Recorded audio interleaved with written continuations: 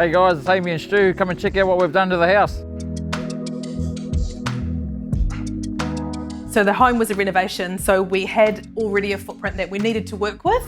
Yeah, there was alterations to the plumbing, like the kitchen used to be in the lounge, so we moved the plumbing over to the other side of the house. And we wanted to really stick to kind of more natural materials, you know, like concrete and steel and wood. I don't probably so much work with what's in trend, but what the client loves. Tell me what you love and tell me how you live in this space, and then we go from there. Because it isn't a new, super ultra modern build, it was really nice to go with some tapware that wasn't too modern. So we went with the Piney, which was really nice with the white pull down handles and just really ties in really nicely with the stainless steel. It's really important to have good task lighting. So make sure you've got lighting above your island and above your benches. Oh, I think it's a great kitchen. I think it's quite robust. But no, I like the ply, you know, the cutouts with the ply. It's pretty durable. If you're unsure about a handle and which ones to pair, you know, go for a cutout or a pull out.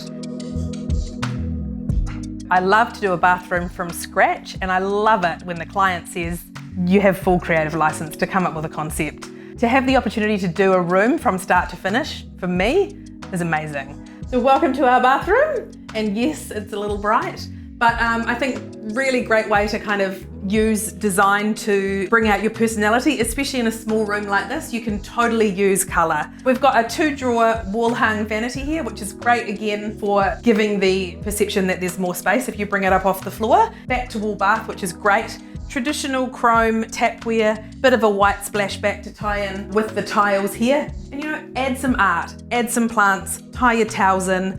It's also really nice too if you can have a bit of fun with your mirrors. So bring in another shape. Do a round mirror or a pill-shaped mirror or an oval mirror. I use a lot of colour for my inspiration, and I also love to use art as inspiration when I'm doing a room. I have such a passion for interiors books, so super bonus working in a shop where I get to buy them because I often get to have a little flick through. Yeah, this bathroom, it wasn't renovation, but the plumbing was pretty close, although in saying that we did have to move a few things around. Plenty of room underneath the house, and it was easy enough to do, eh? Bit of a different story when you get a concrete floor, you know, if you're moving plumbing in a concrete slab, you got to cut it up, chase it up. Yeah, no, it's great having a wet floor as well, you know, the tiles run down to the channel at the end there. What you can also do, if it's an upstairs bathroom, is actually fill the whole floor to that channel. So if you do have a problem with something overflowing in the bathroom, that's where it goes, down the hole. Another part of the bathroom too was the cavity slider, because we didn't want an opening door coming in or opening out, opening in or opening out. So yeah, cavity sliders are really great.